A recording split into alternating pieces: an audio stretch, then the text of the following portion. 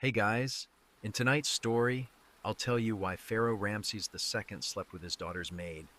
I know you've worked a lot today and feel quite tired now. You just want to relax with a cool, calm story that gently lulls you to sleep. And before your pillow swallows you whole, please press the subscribe button and write the exact time and place in the comments. While this boring story slowly helps you drift off over the next 10 minutes. Now hush the room. Not even the guards should hear this. Let's begin. She was not born to serve a queen. Her father was a spice grinder in the outer district of Pyrameses, where the river slowed and the breeze always carried a little dust. Her mother folded flax into linen until her fingers stiffened. There were no royal bloodlines in her house, only chores and small silences. But one day, the palace steward came looking for girls with clean fingernails and quiet voices. She was chosen not because of beauty or station, but because she did not ask questions. They brought her in on a Tuesday. She remembered this because the temple bell had rung twice that morning, once for the mid-month barley offering and once for the death of a court hound. Neither bell had anything to do with her, and yet both seemed to echo all through the day. She was handed a small bowl of oil, sweet, heavy with lotus and a trace of myrrh, and told to follow a woman with gold sandals. From then on, she walked quietly between pillars. The queen's antechamber was large, but always dim. Curtains of fine linen hung like unmoving waterfalls, and the air smelled faintly of crushed blossoms and fading incense. The queen rarely spoke at night. She had her own thoughts, her own private things. But after she undressed and the guards turned away, the queen would extend her feet, pale, arched, lined with hours of courtly stillness, and the girl would kneel. No one said what the bowl of oil was for. They didn't need to. Some nights it was only a few minutes.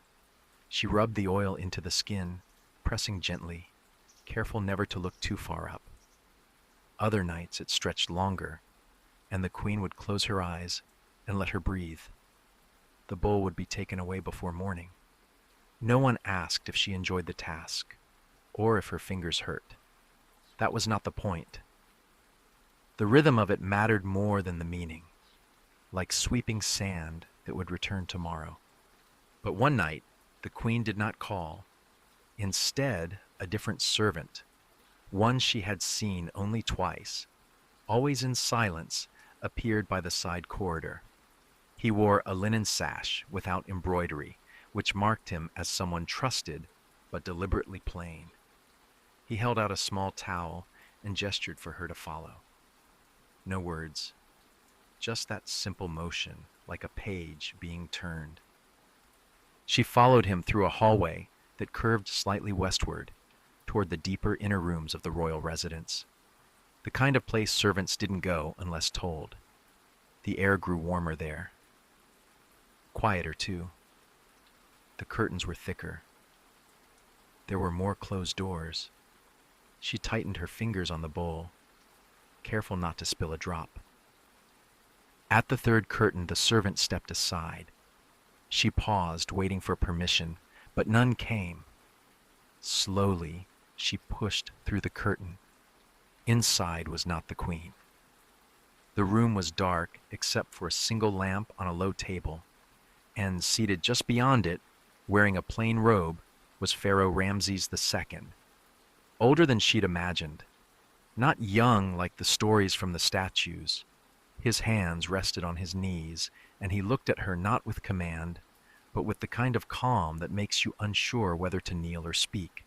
He said nothing. He only extended his foot. It was not a demand, not a ritual, not even entirely clear, but she knew the gesture. And so she did what she always did, knelt, dipped her fingers in the oil, and began to rub in slow, patient circles. His skin was rougher than the queen's, drier, more calloused. The oil absorbed quickly. She added more. Time passed strangely in that room. There was no incense, no ceremonial chanting, no bustle outside the curtain, just the faint scrape of fingers, the soft catch of breath, and the endless repetition of a nightly task in a room no one spoke of. She finished. He said nothing, but he took her hand, not forcefully, but as though lifting a cloth, and guided it to the other foot. She nodded without being asked. The bowl was still half full. Later, when she left, she was handed nothing, not even a coin, only a clean towel. No one looked at her. No one asked where she'd been. And when she returned to the Queen's antechamber the next night, everything was as before. The Queen extended her foot. The oil smelled the same. No words were spoken. But from then on, every few weeks, the silent servant would appear again, always at night, always without a sound, and she would follow. She never told anyone. There was no fear in it, only stillness, only a different kind of silence than the one she was used to. A slower silence, one that curled at the edges of her thoughts and made her wonder if she was part of something sacred or just forgotten by accident. Sometimes she would wonder if the Queen knew, but the Queen was wise. Queens always know. Yet still, the Queen never spoke of it. She never withheld her feet. She never changed her tone. It was as though the world continued in two lanes, one above, one below, and she walked between them like water flows along two shores. Once during the New Year festival, she saw a new girl being brought in, younger, smaller, with wider eyes. The steward whispered to her, nodded in her direction, and handed her a small bowl. The scent was different. Lotus, yes, but also something else. Something sharper, almost bitter. She didn't ask what it meant. That night the curtain did not open for her. She sat awake, waiting in the quiet hall, as the oil in her bowl thickened and cooled. Somewhere in the deeper rooms, a door closed gently. In time she returned to rubbing feet, but only the Queen's. Never again was she summoned, and the silent servant, the one with no embroidery, never looked at her again. And so the years passed. Her fingers stayed strong. The bowls kept arriving. The curtain stayed still. Her name was never recorded in the palace rolls, and she never sat with the other chambermaids. But she knew where the corridor bent west. She knew the exact warmth of the Pharaoh's skin, and she knew the sound of a curtain closing behind her, a sound softer than wind, and yet louder than memory. Sleep came to her more easily after that, not because of comfort, but because she had lived something that no longer asked to be remembered. And now, so will you. Let your thoughts settle like the oil in that bowl. Let your hands rest. Let your breath come slowly, like a footstep down a quiet hallway. The curtains are drawn. The lamp is low. Nothing more will be asked of you tonight. She woke before the sun, as all maids did. Not with dread, not even with urgency, but with the soft discipline that comes from years of waking the same way. Her sleeping mat was thin. Her room was near the outer court where the pigeon cages were kept, and the cooing birds marked the hours better than any bell. She rose, folded her linen cloth over her shoulder, and waited for the door to open from the outside. There was always someone else to decide when her day began. The Queen's bathwater had to be warmed, though the Queen rarely bathed herself. It was the older maids who poured the water. Her job was simpler. She checked for stones in the reed mats. She laid out slippers. She lit the thick cone of incense at the threshold. Sandalwood if it was a court day. Rosewater if it was a mourning day. And plain beeswax if it was neither. No one ever explained why these things mattered. They simply did. The Queen's chamber was much the same each day. The same folded curtain. The same faded gold in the paintwork above the doors. The same narrow window, that never quite let in the morning sun. It was her job to make this sameness gentle. She began to recognize the rhythms of the queen's silence. Some mornings the queen would not meet her eyes. That meant a dream, a bad one maybe, or just a long one. On those days, she moved slower, placed the robe farther from the bath, and avoided sudden sounds. Other mornings, the queen hummed softly, the tune of a lullaby that none of the other maids recognized. It had no name, just a shape in the air. And there were nights, fewer now, when the silent servant returned. He did not gesture this time. He simply stood at the far end of the hallway, as if deciding something. She looked down at the bowl in her hand, full of fresh oil. The scent was gentler now, more almond than lotus. No myrrh. The queen was resting, but the curtain behind her shifted slightly in the wind. A message came days later from the perfume keeper. Reduce the oils, thinner base, less richness. The queen prefers lighter scent. She said nothing, but she felt the meaning like dust settling across the rim of her thoughts. Over time, the younger maids began to handle the oil bowls. She still taught them how to kneel properly, how not to spill, how to always keep the rim of the bowl facing inward, a sign of modesty. But she herself was not asked to perform the task often.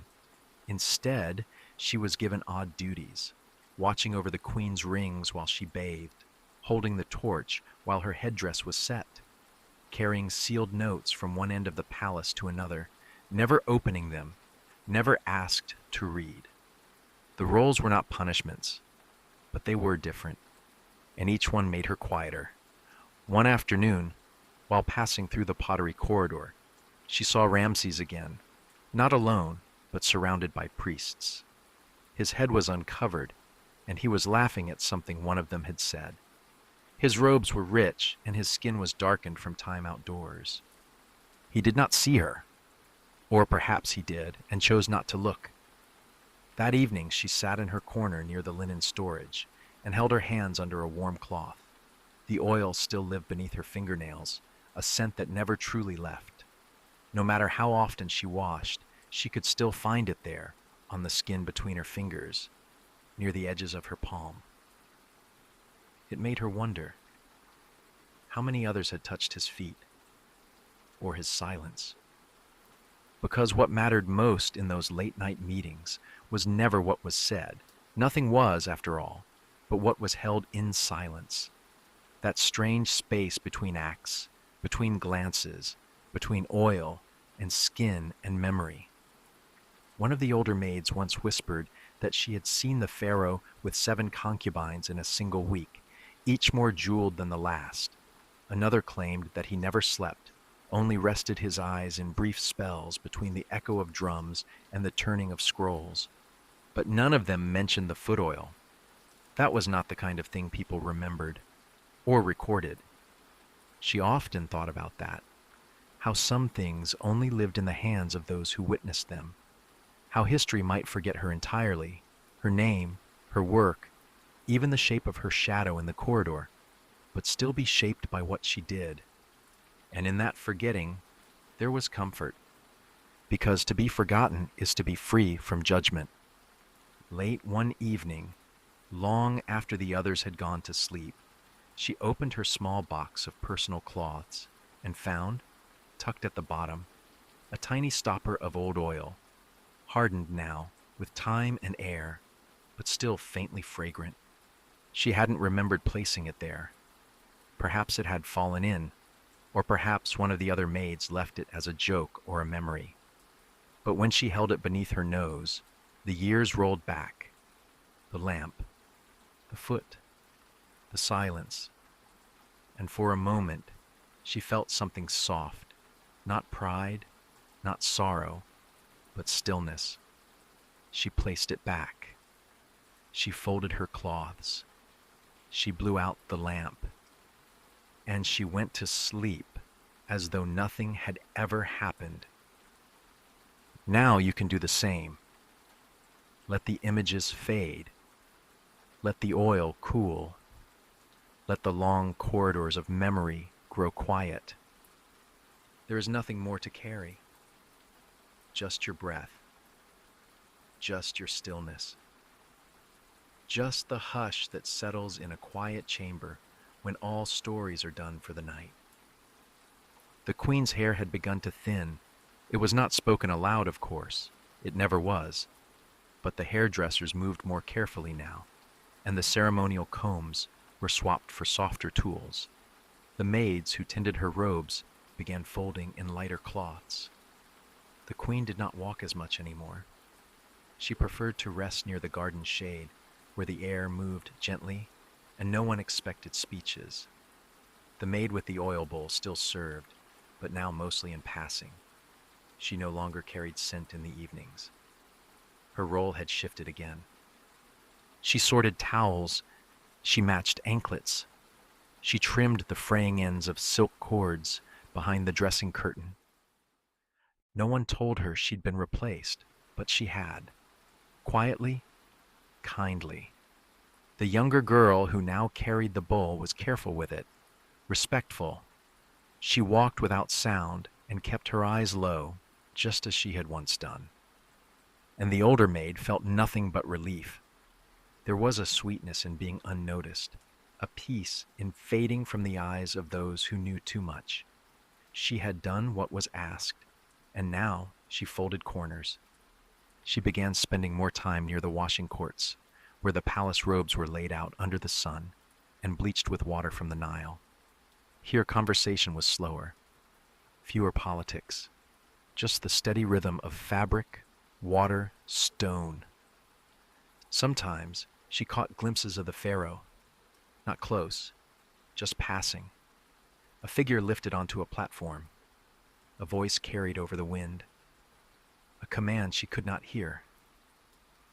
He looked smaller now, still revered, still surrounded by attendants, but slower in movement, his eyes heavier. His sons walked ahead of him now, bold, adorned, echoing his gestures with a kind of practiced confidence. She wondered if any of them knew about the oil. There was a moment, just one, when she stood at the edge of the columned hall, watching a royal procession pass, and he turned, just for a breath. Their eyes met, or seemed to. It could have been accident. It could have been habit. But in that instant, neither bowed, neither moved. And then he was gone. She didn't cry. That wasn't her way. Instead, she finished her task. She rolled up the reed mat. She dusted the corner of a painted basin. And she returned to the storage room to arrange baskets of folded linen. As seasons turned, she was quietly moved to a different part of the household, the section reserved for aging servants, those who had served long and well, who no longer carried trays or walked long corridors, but were kept for dignity. Here, the days passed like wind across stone. Meals arrived. Beds were made. No oil bowls. No curtains. Just the steady echo of remembered steps. You might think she missed those nights, the quiet calls, the soft pressure of his foot under her hand, the way silence thickened in the dark. But she didn't. She had lived them. That was enough. Because the truth is, the palace remembers things people forget. A shadow in a hallway, a bowl left warm on a stone shelf, a silence too heavy to explain, and somewhere, perhaps still buried in a chest of old perfume cones or forgotten scrolls, is a name. Heron misspelled, maybe. Faint, but present. That is how history keeps you. Not in glory, but in dust. And even now, as she rested in the older servants' quarters, with linen walls that barely blocked the wind, she sometimes woke at night and reached instinctively for a bowl that wasn't there. Just in case. But nothing came, only quiet. and slowly she would smile. She would pull her wrap up to her chin, feel the faint perfume of old memories rise through her fingers, and close her eyes. There was no fanfare, no scandal, no ending worth carving in stone. Just the girl who once carried the bowl, and the man who let her. Now rest. Let the room grow still. Let the old curtains fall gently in your mind. Let the oil cool and the lamp fade. Nothing more needs to happen tonight. Nothing more needs to be remembered. He was the quietest man in the palace. People called him the pillow scribe, though that wasn't his real title. His true name was Nephkah, son of a priest trained in Thebes, now a court scribe with access to the royal chambers. But no one used his full name. No one dared. They whispered, "The one who writes at night." His office was barely a room, more a carved-out space between the linen storeroom and the queen's outer dressing area. It had no door, just a faded curtain and a reed mat with corners worn down from years of kneeling. By day, he wrote the usual things: tax tallies, scrolls for offerings, prayers to be folded into temple walls. But by night, his reed brush was used for different things. There were no official records of the pharaoh's bedroom, but there were scrolls, quiet ones, tucked behind jars, folded and sealed with wax no priest would question, and they passed through Nephkah's hands before morning. He never asked where they came from. He never asked who gave them to the steward, or how they arrived on his shelf wrapped in cloth. He simply copied what he was told. He used soft ink, the kind that faded after a decade. He kept no duplicates. Most entries were dull. A list of who entered which chamber and at what time. How many steps from the queen's bed to the pharaoh's private door. The type of oil used on the pillows. Whether the curtain was drawn. Whether the guards were dismissed. But one scroll was different. It arrived folded in white linen, stitched at the corner, a mark used only when a royal was involved. Not a concubine, not a scribe. A royal. Blood. He remembered holding it in his hands for a long moment before unwrapping it. The handwriting was different, sharper, hurried. It read like a confession, but it did not use names, only the phrase, "the girl with the bowl." He knew who that meant. Everyone in the palace did, even if no one said it.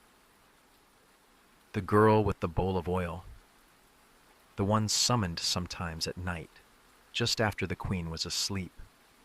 The one who walked through the inner corridor without ever being called. No one knew what to do with the scroll. It had no seal, no clear purpose. It was not an order, not a blessing, not even a request. But it ended with a line that stayed with him. "If this is to be remembered, let it be written softly." So Nephkah waited. He did nothing with it for 3 nights. He left it folded in his mat, pressed beneath a stone bowl so it wouldn't curl. He copied temple donations instead. He recounted linen cloths and adjusted tax ledgers. But the scroll whispered in the back of his mind, the way wind moves behind a curtain even when no one sees it. On the 4th night, he brought out fresh papyrus. He sharpened his reed with the care of someone folding a royal robe. And then he began to write, not as a scribe, not as a servant, but as a man who had watched silence pass from person to person like a bowl of oil, gently held, never named. He did not write what was in the scroll. Instead, he wrote what was not. He wrote about the queen's stillness. He wrote about the silence in the hall when her maid disappeared for a night. He wrote about the guards who stepped aside too soon, the lamps that burned lower than they should, the fan bearers who looked away, and then carefully he burned the original scroll. Not in anger, not even in fear, but because some things do not need two versions. The ash scattered over his sandals. He swept it quietly beneath the reed mat. For weeks, no one said anything. The palace moved on. Festivals came. Ramses appeared before the people with statues and trumpets. The queen lit incense with her usual calm. The girl with the oil still moved between chambers, though less often now. And Nefka kept writing, but never again about that night. The scroll he had written, the one that said nothing but held everything, was never shown. It was placed in a narrow jar near the back of the archive wall, labeled only with a date. The date meant nothing, but he remembered it, because on that night the palace was quieter than usual. Even the birds near the washing courts had stopped calling, and the moon had cast a sharp, pale shape across the queen's curtain, a shape like a folded foot, resting in someone's lap. He dreamed of that shape often, not as scandal, not as desire, but as the kind of quiet you carry for years and never speak of. He grew older. His fingers began to tremble. His ink grew fainter. Younger scribes arrived, loud and eager. They mocked his handwriting, his silence, his refusal to share court gossip. But none of them found the scroll. None of them knew how to look, because some stories hide themselves inside the act of not being told. And that is where the story of the oil girl lived, not in law, not in scandal, not in drama, but in the still breath between two lines of ink, where a man chose to write softly. And now, let your breath do the same. Let it slow. Let it pause between lines. Let the ink of your thoughts dry gently under the hush of your eyelids. Nothing needs to be remembered tonight. Nothing needs to be recorded. Only rest. The archive chamber was the coldest place in the palace, not because it was made of stone, most rooms were, but because it never moved. The scrolls did not rustle. The lamps were trimmed low to preserve the ink. Even the guards stood differently there, with slower breaths and hands that never brushed the walls. Nefka liked that. He had served for nearly 20 years. Most scribes moved between departments, some to grain counts, others to temple accounts. But he had remained, anchored in the quiet place where the Pharaoh's secret slept. He wasn't the only one. There was a boy now, 12 or 13, not yet trained but eager. They'd given him to Nefka for observation. He brought water, fetched reeds, and sometimes asked questions too quickly. Why do some scrolls have no title? Because not everything should be found, Nefka would say. The boy didn't understand. That was fine. Some things needed to be misunderstood first. One afternoon, while the boy was sorting the wrong kind of scrolls into the wrong kind of jars, he came across an old record. It was faded, its ink feathered into the fibers of the papyrus like tired roots. It was dated to the reign of Ramses II, the same year as the scroll Nefka had written in silence. The boy squinted. This one's missing half the prayer. Nefka took it gently, reading the page like someone touching the edge of a dream. It was the copy he had made, the one that spoke around the scandal, never naming it, only breathing near it. He hadn't seen it in years. He nodded, said nothing, and returned it to a higher shelf. That night, he could not sleep. He thought of the bowl, the girl, the nights that passed like sand through his fingers. He thought of how, even now, the palace still whispered, because history never dies all at once. It fades in the corners. It blurs under fresh paint. It waits behind the jars no one lifts anymore. In the days that followed, he began copying less. Instead, he cleaned, he reorganized. He began sealing older scrolls in wax again, protecting them from dust. He placed blank papyrus next to the older works, in case someone wanted to add to them later. Not with facts, but with silence. Because he had learned something in his years at court, scandal disappears quickly, but quiet stays, and the quiet around Ramses's private life, the unspoken nights, the hidden girls, the maids who vanished and returned, that quiet had grown thicker with time, not because of shame, but because of routine. It was not unusual for pharaohs to have lovers. No one would be shocked. But what made it different? What made it worth writing without writing was the way the palace allowed it. The way guards turned first, then scribes, then priests. The way everyone turned little by little until no one could say when they'd last looked. He began teaching the boy how to mark scrolls without truly labeling them. This one, he'd say, means the pharaoh didn't sleep well. We call it a ritual record, but it's just a note to say the guards were dismissed. The boy would nod, confused but obedient. Sometimes Nefka would ask the boy, "Do you remember the girl with the bowl?" And the boy would say, "No one talks about her."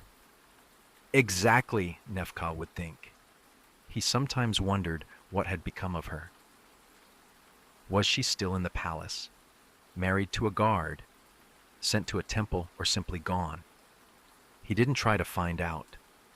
Some answers disturbed the dust too much. One evening, just before the new harvest tally was due, the steward sent a sealed order. A new inventory of sleeping chambers was needed, not for taxes, but for posterity. A scroll would be made of who had used which room during the last 5 royal feasts. That included the pillow chamber. Nefka's hands hesitated. He opened a fresh scroll, dipped his reed in ink, stared at the page, and then he wrote something so boring, so plainly dull, that no one would ever question it. Used by His Majesty, guarded by silence, lit by 2 lamps, linen changed, entry recorded, no visitors. He folded the scroll and sealed it with a single dot. No names, no bowl, no memory. Just linen, just lamps. That was how you buried a story. Not with lies, but with such perfect dullness that no one ever read it twice. And that, too, is a kind of truth. Now let your own thoughts dull. Let them slow to the pace of a reed dragging gently across soft papyrus. No secrets need recording tonight. No memory needs keeping. Only this quiet moment, held gently between breaths. Nefka stayed in the palace long after others had moved on. He watched 3 more scribes pass through the archive office. Each brought different habits. One reorganized the prayer jars by color. One left reeds soaking too long. One scribbled poetry in the margins of blank scrolls. None of them stayed quiet enough. But Nefka didn't correct them. He simply moved to a quieter bench. He sat near the back wall and copied slow records that no one asked for. Grain counts, oil usage, linen deliveries. He liked these tasks. They reminded him of the time when everything mattered quietly, when every bowl was counted, every curtain lifted and recorded or not recorded, depending on who stood behind it. He thought often about the girl with the bowl, not with longing and not even with pity, just thought. He wondered whether she remembered the way the ink smelled after midnight, whether she had ever guessed that someone was writing about her in the gaps between official lines. One day, while cleaning the back shelves of the archive, he found something he hadn't meant to find. A fragment. Just a piece. It was tucked inside a scroll jar that had long ago been misfiled. It had no date, no label, but the writing was unmistakable. It was his. A copy he had never meant to finish. Just a beginning. One line. The bowl was warm when she entered. The curtain did not move. He held the fragment for a long time, and then quietly folded it inside another scroll, one about temple incense, and returned it to the shelf. A shelf no one used. That is how scribes bury stories, not by hiding them, but by giving them neighbors who are too boring to question. In time, Nefka stopped writing. His hands grew stiff, his eyes blurred. He began to sit more, speak less. Eventually, he was moved to the outer house for retired servants, near the garden with the broken sundial. People still greeted him sometimes. Old scribe, they'd say, not always kindly. The quiet one, the one who never spoke scandal. But some nights a steward would visit him, quietly, without fanfare, and he'd ask, "Was there ever?" And Nefka would smile and say, "Nothing worth recording." That was his legacy. Not erasure, just gentleness. A slow covering over of things that didn't need names, because some truths are best kept folded, not hidden, just softened. The girl with the bowl never appeared in official scrolls, but in one corner of a linen storeroom wall, beneath faded paint and years of dust, someone had scratched a small shape, a circle, and beside it, a set of waves, bowl, oil, no name, just memory, drawn by someone who didn't want it lost, but didn't want it shouted either. That's what the pillow scribe had always understood. That truth doesn't always need to be loud. Sometimes the truth is a girl who enters quietly, and a scribe who chooses not to say her name. Now let your mind do the same. Let your thoughts fade like the last stroke of ink. Let your body settle like dust on an unused scroll. Let sleep find you gently, without ceremony, without sound. The room is still. The record is closed. The scribe has stopped writing. The fan was taller than she was, made of ostrich feathers, trimmed in gold. It took 2 hands to carry, and even more effort to lift above her shoulder for hours at a time. But she did it, because that was her role. She was the fan bearer. Not the only one. There were many, assigned to different chambers, ceremonies, parades, and courtyards. But she was his fan bearer. The one who stood behind Ramses II when the evening lamps were lit and the shadows grew long across the sandstone. She had been chosen for her quietness. She didn't speak unless spoken to. She knew how to walk without letting her sandals scrape. She could keep her arms steady for long stretches, even when the air was still and the fan had no work to do, but remained symbolic, a mark of presence, a sign that royalty was near. At first, it was only court appearances. She stood behind the throne as petitions were heard. She moved to the side when the queen entered. She never met anyone's eyes. She was taught early. A fan bearer is a shadow, nothing more. But one evening, after a long ritual in the temple courtyard, one of the steward's assistants brought her a short message. The chamber needs cooling. No further instruction. She knew what it meant. The pharaoh's private chamber, where the air grew heavy and the torches smoked more than they should. Sometimes, after feasts or ceremonies, the room needed fanning, not for air, but for company. No one said it out loud, but those chosen to fan during such nights never returned to their usual posts. She followed the steward's assistant through a series of side corridors that few servants ever saw. The air was thick with burnt resin. She adjusted the fan on her shoulder. The door to the chamber was already open. He was seated, robe loose, one sandal off. No guards. Just a jug of wine and the soft flicker of low flame. He didn't look at her. He only gestured once, a slow circle with his fingers, and she raised the fan. And so began her other service. She fanned slowly. No words, just the soft rhythm of feathers cutting through warm air.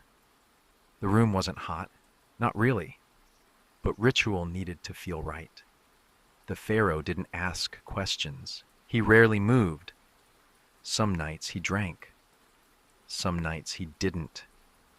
But what struck her was not the silence. It was how much he preferred it.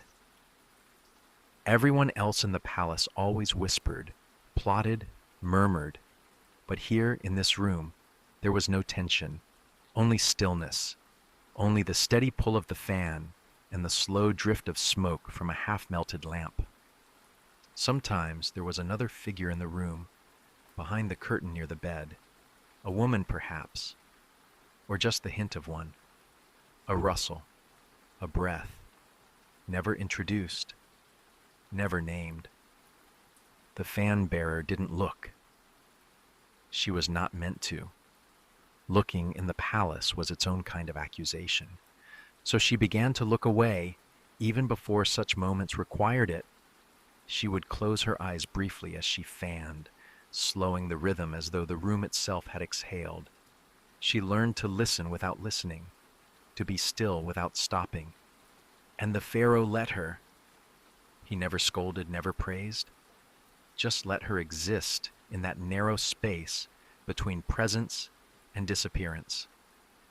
But one night, she faltered, not visibly, not clumsily, but in her mind. The room had been especially quiet. No curtain rustle, no breath but his. And in that pause, she caught herself wondering, does he remember my name? It was a dangerous thought. Fan-bearers were not meant to have names in such spaces, only duties. And yet, she wondered, the next night she was not summoned, nor the next. She returned to court duties, fanning at public gatherings, cooling the queen during long meetings with priests, and once fanning the air during a visit from Nubian emissaries. Her arm ached. Her steps grew careful again. Her expression remained flat. But something inside her had shifted. She had been in the room. The room. The quiet one. The private one. And she had not looked. She had turned her eyes, just as she was taught. And for that, perhaps she had been noticed. A week passed. Then two. One evening, a younger servant, fresh-faced, sharp-eyed, was sent in her place to the private chamber. She watched the girl disappear down the corridor and did not feel jealousy, only silence, the kind that fans don't stir. Now, let your own breath become like hers, slow, steady, invisible. Let the fan above your thoughts move gently now, brushing away the day. There is no need to look behind the curtain. Not tonight. The days returned to their ordinary shape. The fan-bearer no longer entered the side halls. She rose at dawn, folded her sash, rinsed her hands in rose water, and reported to the main audience chamber. It was a job without variation, a rhythm that dulled thought. Hold the fan. Stand to the left. Step back when the queen passes. Blink slowly. Breathe only through the nose. She had learned long ago how to disappear inside her own body, how to hold the fan so it looked weightless, how to balance her knees so she could stand longer without moving, how to look past a person without ever meeting their eyes. But she missed the silence, not the kind found in open chambers, the public stillness of the court, but the other kind, the deeper one. The hush inside the pharaoh's private room, where even the shadows didn't dare linger long. That silence had a shape, and now, without it, her nights felt too loud. She began sleeping near the pigeon cages again. The birds didn't bother her. Their soft cooing gave her a sense of time, like a gentle clock. But even that rhythm couldn't replace the breathless stillness of those nights she had fanned for him. One morning, as she adjusted the fan's leather grip, she heard two junior scribes whispering near the archive gate. She was not meant to hear them, but fan bearers hear many things, quiet ones especially. "Another girl's been moved to the curtain chamber," one said. "Which one?" the other asked. "The oil girl's friend." A pause. "Is he bored already?" A shrug. "He never looks at their faces." The fan bearer blinked. She hadn't expected to feel anything, but the words curled under her ribs like old heat. She did not speak. She fanned on. That evening, she was summoned again. Not to the private chamber, not directly, but to the hallway near it, a place called the Middle Shade, where attendants waited before entering the inner space. The steward's voice was soft. "Wait here. Do not enter unless he gestures." She waited. The lamp burned lower than usual. There was a bowl of dates untouched on the stone sill. She stood for nearly an hour. Then the curtain rustled. He appeared. He looked at her, just once, and nodded. That was enough. She lifted the fan, walked softly across the polished floor, entered. He was seated again, bare-shouldered, eyes half closed, a jug of wine to his left, but untouched. She began to fan. No words passed between them, but something was different. Not the room, not the air, not even the fan. Something inside her. She was no longer trying to disappear. She was trying to listen, not with her ears, but with her whole body, to understand something that had never been said out loud. He wasn't lonely. Not exactly. But he was hollowed. As if the weight of being seen so often by the world had carved him thin on the inside. And in that hollow space, he kept his silence. And in that silence, she moved her fan, one slow arc after another. She did not look for the curtain. She didn't want to know who might have been behind it, because it didn't matter now. She had been seen. Just once. Just enough. And even if her name was never spoken, she had carried something, not scandal, not memory, but the shape of a moment that passed between two people who would never speak of it. When the lamp dimmed, she stepped back. He did not dismiss her. He did not acknowledge her. But the nod had been enough. She exited, and the moment folded itself into her chest like a warm cloth pressed to skin. She returned to her sleeping corner that night and fanned herself slowly without effort, watching the shadows of the feathers dance on the wall. It was not a grand thing. Not love, not betrayal. Just the quiet weight of having mattered briefly in a place where no one was supposed to be seen. Now let your own thoughts rest. Let your breath drift like a feather in a warm room. No need to move. No need to be noticed. Just let the quiet hold you the way a fan holds air, gently, invisibly, without asking for anything in return. She fanned slower now. Not because her arms had weakened, though they had, or because her fan had worn soft at the edge, though it had too, but because the days no longer asked for speed. Time in the palace had shifted. Ramses II still ruled, but age had wrapped itself around him like one of his linen robes, light at first, then heavy, then soaked with weight no handmaid could wring out. There were fewer evening calls now, fewer late-night summonses. Even the oil girl was rarely seen in the inner halls. The steward's messages came only during daylight. The curtains were drawn less often, but the fan-bearer was still summoned. She stood in the hallway sometimes for long stretches, fan in hand, while the torches burned low, and the guards stared ahead without blinking. And some nights, the Pharaoh came out and simply nodded. She would raise the fan, not to cool him, not really, but to offer him the shape of movement, the rhythm of something familiar, a shadow that stayed where it was supposed to.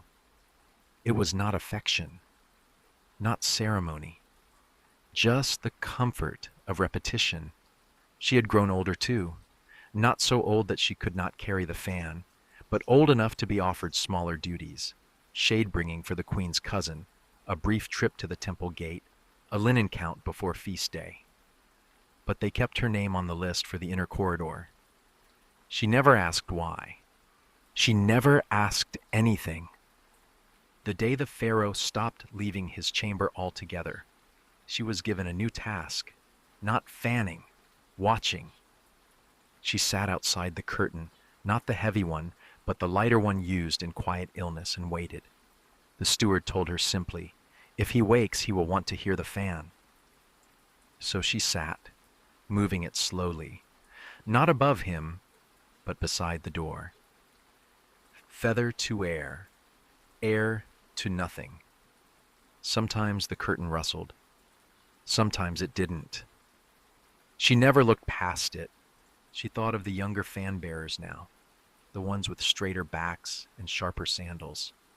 They whispered about the past, about palace secrets, about how the Pharaoh had once chosen a linen maid over a princess. She did not correct them. Stories always change hands like that.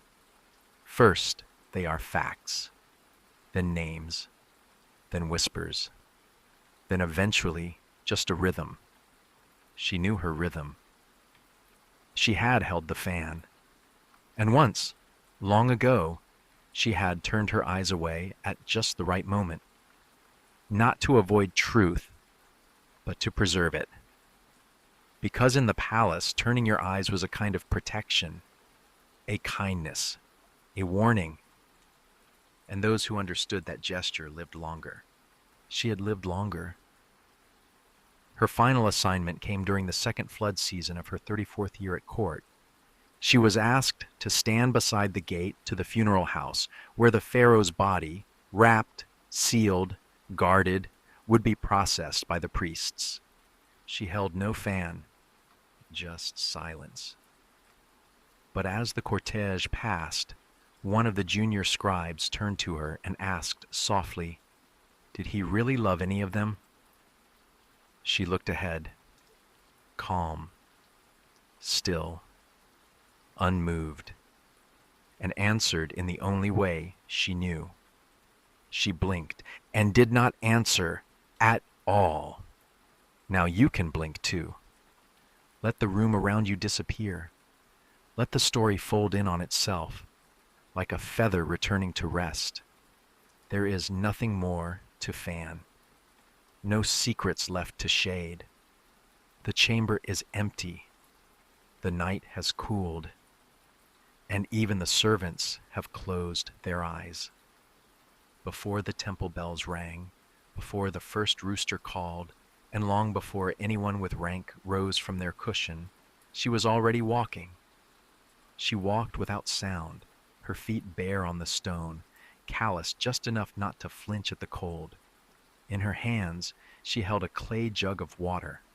It was cool from the night air. Drawn fresh from the lowest pot in the washing court, it had not yet been touched by sunlight. It wasn't blessed. It wasn't boiled. It wasn't for ceremony. It was just water. Simple, quiet, meant only for waking.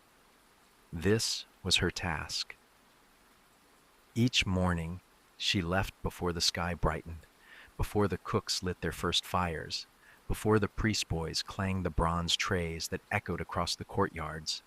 The girl's name had once been Setia, but no one used it anymore, not in the palace. Here she was simply the morning girl. Others called her Jug Hands or Early One. Some didn't call her anything at all. She wasn't important enough to require calling. She came. She poured. She left. And each morning, she followed the same path. She passed the servants' gate, then the inner gardens, where the grass still shimmered with dew. She moved under the fronds of date trees, across worn stepping stones, near the outer priest corridor, and finally into the side halls of the queen's residence.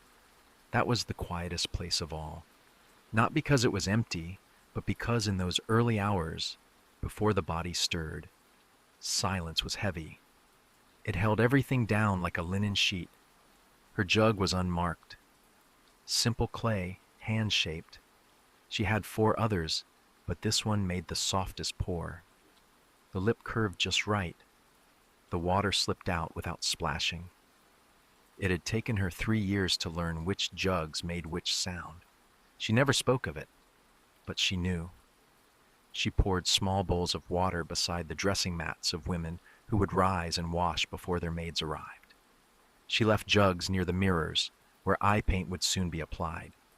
She set basins near the footstools, so that when the noblewomen first sat, they would find coolness waiting for their fingers. No one thanked her. She never expected it. Her work was done in the hour when thanks were not yet formed, in that soft, in-between stretch when people were neither asleep nor awake, when faces were still wrinkled from linen pillows, and dreams clung to the corners of the mouth. The morning girl didn't mind. In fact, she preferred it this way. Words were loud. Words called attention. And attention made things dangerous. Years ago, before the palace, she had worked in a merchant's courtyard, scrubbing wool. She'd spoken too brightly to a scribe once, asked a question. Just one. That same week, she was reassigned to charcoal sorting, black dust in the nose, skin raw for days. The punishment wasn't cruel. It was quiet, deliberate. Here, she did not ask questions. But one morning, something asked of her. It began with a towel. Folded neatly beside the jug she left outside a curtained doorway. The towel wasn't hers. It was palace cloth, finer thread, no stain. She looked around. No one. The halls were as empty as ever, but the towel remained. She took it, slowly, folded it again, carried it back to the jug shed. The next day, there was a different gift, a pair of simple sandals, tied with thin reed twine. Brand new, but without decoration. She slipped them on. They fit. After that, she paid attention. She noticed that her path had changed.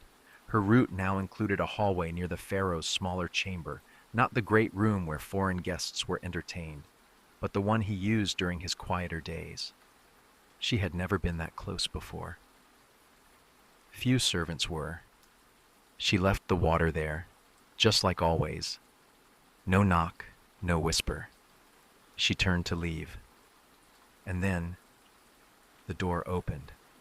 Only slightly, just enough for a hand to emerge, brown-skinned, wide-knuckled, the nails clean and trimmed short. The hand reached, took the jug, and disappeared. She stood motionless for a breath, then another, then turned and walked away. It happened again the next day, and again the day after that. No words, just the door, the hand, the jug. Until one morning, instead of a gift, there was a note. A strip of parchment blank on one side. She turned it over. No words, only a single drawn line, a circle, then a smaller one inside it. A simple symbol. It meant water. Below it, a carved bead, ivory warm to the touch. She didn't wear it, but she kept it. in a fold of her tunic, pressed close to her stomach, where no steward would find it. After that, her path remained the same, but something in her changed. She felt it when she walked, when she poured, when her fingers brushed the stone bowls. Her steps slowed, not in laziness, but in reverence, as though she were part of something larger now. Not just a girl with water, but a link in a quiet ritual. Sometimes she caught glimpses, a curtain lifted just enough to reveal a shadow, a slipper beside the doorway that hadn't been there before. Once a sigh, soft, slow, behind the wall. It never turned to scandal. It never became gossip, because no one else was awake. Only her, and whoever took the water. She never looked inside the chamber. That would have broken everything. The power of her presence was in its smallness, in its ability to end before the world started. So each morning, she left before dawn. She poured. She stepped away. And in doing so, she became the most invisible part of the Pharaoh's waking life, yet also, perhaps, the first touch of the day he allowed. The sun would rise, the halls would fill, officials would argue, servants would sweep, but long before that, there was a jug of water, and a girl who left before anyone could remember her face. Now, let your mind go quiet like the hallway before sunrise. Let your breath cool like water poured into a silent bowl. There is nothing left to do tonight. No path to follow. Only this moment, early, invisible, and meant only for you. Sleep now, before the day begins. She didn't know when it started. Not the walking, that had always been. Not the jug, she'd carried one since before her first moon in the palace, but something in the way the mornings felt. The silence was thicker now. The air near the Pharaoh's chamber had changed. Not heavier, not quite, just quieter, in a way that suggested people had stopped asking questions. It began with the missing footsteps. There used to be 2 guards outside his small room, even at dawn. She'd learned to nod to them, never raising her eyes, just enough to acknowledge presence. But 3 mornings had passed now, without either of them. She set her jug down, as always, near the line in the stone where condensation gathered each morning. The door stayed shut. No hand reached for it. She waited a moment longer than usual, then left. The next day, the jug she'd left had not been touched. The water inside was still cool, the lip of the clay still clean. She lifted it and tipped it slightly. No trace of the usual ripple that marked someone's first sip. She stood still. The walls held no sound. The window, slit above the door, gave off no glow. That evening, she couldn't sleep. The storage alcove near the cistern, where she laid her mat, felt colder than usual. The coals had burned out quickly. The other washing girls talked in whispers nearby, about nothing important. A cracked soap dish, a misplaced cloth, the usual gossip of invisible lives. But she stayed quiet, turning the bracelet bead over in her fingers. She didn't know who had left it. Still didn't. But she'd come to think of it as not hers, but near her, a piece of someone else's rhythm, given gently. And now, that rhythm had stopped. By the 5th day, the jug still hadn't been moved. She placed a clean cloth beneath it, a soft linen square, something she'd scrubbed and folded herself. She didn't know why she left it. Perhaps it was habit. Perhaps something more. Then she turned and walked the rest of her route. The other rooms still received water. The queen's niece, who often rose early for prayers, had added rose petals to her bowl. A quiet nod from a steward near the 3rd pillar told her to stop leaving jugs near the wine room someone had spilled. But mostly her path remained, until she was summoned. Not loudly, not by a guard. A laundry maid passed her a note, which was strange. Washing girls didn't receive notes. The note said simply, "Kitchen, after night meal." No seal, no signature. She went, heart calm, but breath slightly shallow. The kitchen was dark when she arrived, the lamps already dimmed. Only the undercook remained, cleaning a pot that no longer steamed. He looked up, said nothing, then gestured to the side wall. A jar, inside, not food, not spices, a folded strip of papyrus. She took it, unfolded it. Inside, another bead. This one dark wood, worn smooth, and one word: enough. She stared at the word until the lines blurred. She didn't know what it meant. Not really. Enough of what? Enough water? Enough silence? Or maybe... She tucked the bead with the ivory one, and the next morning she walked the route again. But this time, when she reached the Pharaoh's side chamber, the jug was gone. Not spilled, not broken, just not there. A basin had replaced it. Wide, flat, meant for hand washing, not drinking. She bent to inspect it, fingers hovering just above the lip. Someone had filled it with warm water. She hadn't brought warm water. No one ever had, not at that hour. She looked around. The guards were back. Different ones, standing a few steps farther than usual, hands at their sides, eyes forward, not watching her. She didn't linger. She left. The next few mornings passed uneventfully. Her jug no longer disappeared. No beads, no parchment. The bracelet in her cloth wrap stayed still. The mornings became ordinary again. But the strangeness didn't leave her. Sometimes, while pouring for the priest's wife or laying towels near the cosmetics jars, she found her mind drifting, wondering about the Pharaoh's chamber, about what had changed, about whether the person who once reached for her jug still woke early, or at all. One morning she passed the water gardens and paused for just a second. The sun had risen a finger's width. The lotus blooms were still closed, and there, on the edge of a marble basin, sat her jug. Her old jug. She knew it was hers, the mark under the handle, the uneven ridge near the spout. But no one else would know.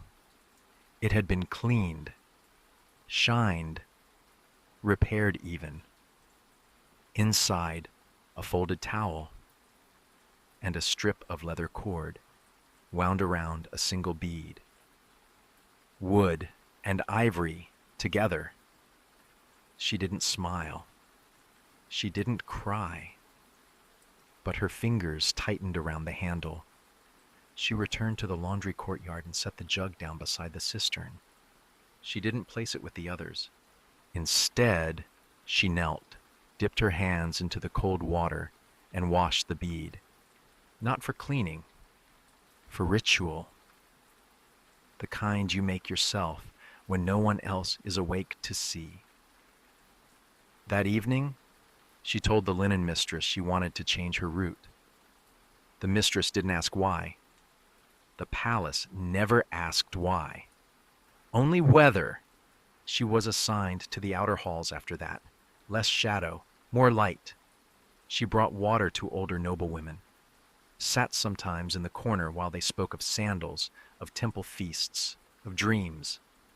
She never mentioned the jug, or the bracelet, or the way silence had once shaped her life. Some things aren't meant to be told. Some things are only meant to be done, once, quietly, and remembered without words. Let yourself do the same now. Let your breath grow steady. Let your thoughts slip back into the water's surface. The jug is empty, the basin is still, and the girl has walked on. The jug never reappeared after that. Not in the water garden, not in the courtyard, not even hidden among the others behind the cistern wall.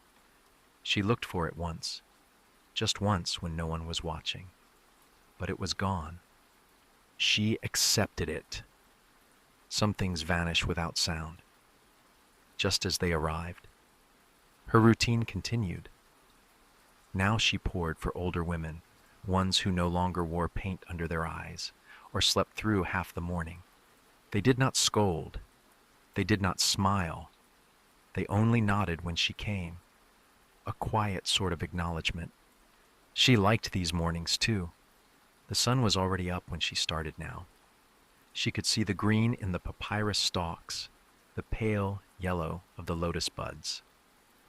Birds were louder, guards less stiff, the palace more awake. But something inside her remained set to the earlier hour, the one she had lived in for so long. She still woke before dawn. She still walked to the washing court first, even if her duties didn't start until later. One morning she sat beside the well wall, fingers resting on the cool clay rim. A pigeon cooed from the corner arch. She didn't move, just let the quiet wrap around her, the same way it used to in those dark corridors, long before the priests stirred or the chambermaids yawned. She still had the bracelet, worn now. The cord had frayed, the beads had dulled, but she kept it close. Not on her wrist, not visible, just folded into the edge of her wrap like a soft secret. No one ever asked about it, and she never offered the story. Years passed. She grew taller, her back straighter, her hands stronger. She was given more duties, first to supervise other jug girls, then to check linens, then finally to manage the towel rolls at the edge of the outer bath. She was still not high-ranking, not titled, but she had become trusted, the way walls are trusted not to fall. One day, a young servant girl, barely old enough to tie her sash, approached her with a question. It was small, something about how many jugs to leave at the priest's corner. She answered gently. The girl looked up and said, "You're the one who used to go in before sunrise, right?" She didn't respond, but the girl smiled anyway. "They say someone from the Pharaoh's own room gave you a bracelet." The woman, for she was no longer a girl, simply turned and pointed toward the water court. "No talking near the pots," she said softly. The girl scurried away, but the words stayed with her.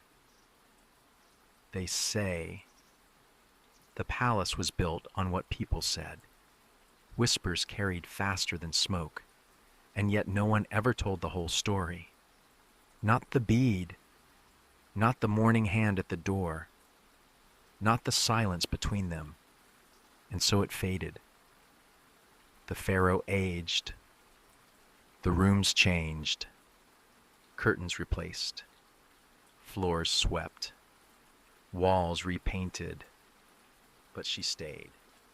Not forever. Nothing in the palace lasted that long, but long enough. Long enough to walk the same stones so many times that her footsteps no longer made sound. Long enough that her hands no longer trembled when she lifted clay. Long enough that she knew where the shadows fell and which corridors still held the shape of old memories. When she finally left, it wasn't with ceremony. She simply gathered her wrap, folded her cloth, picked up her worn bracelet, and stepped outside the gate. The guards didn't stop her. They didn't need to. She was not running. She was not escaping. She was simply finished. She walked toward the river. Slow steps. Loose thoughts. The sun was nearly up. Mist still hung above the reeds. A fisherman called to his brother across the water. She paused on the path, not to look back. She didn't need to. She could remember the walls without turning. Instead, she reached into her cloth, took the bracelet in both hands, and dropped it gently into the Nile. The water didn't resist. It took the beads as if they'd always belonged there, as if they'd been waiting to return. She stood there a moment longer, feeling the breeze lift the edge of her robe, and then walked on. She didn't need a name. Not anymore. In the palace, she had lived in the softest corners of time, those few minutes before the day began, before voices woke, before eyes opened. A life made of quiet, and that life had carried meaning. Not loudly, not boldly, but steadily, like a jug balanced between two hands, held just right so nothing spilled. Now let your breath match hers. Software easy, even. Let the sun remain low. Let the jug stay cool. Let the silence stretch around you, a curtain that never rustles. And let this story end the same way her mornings once began. Before anything else, before anyone else, quietly.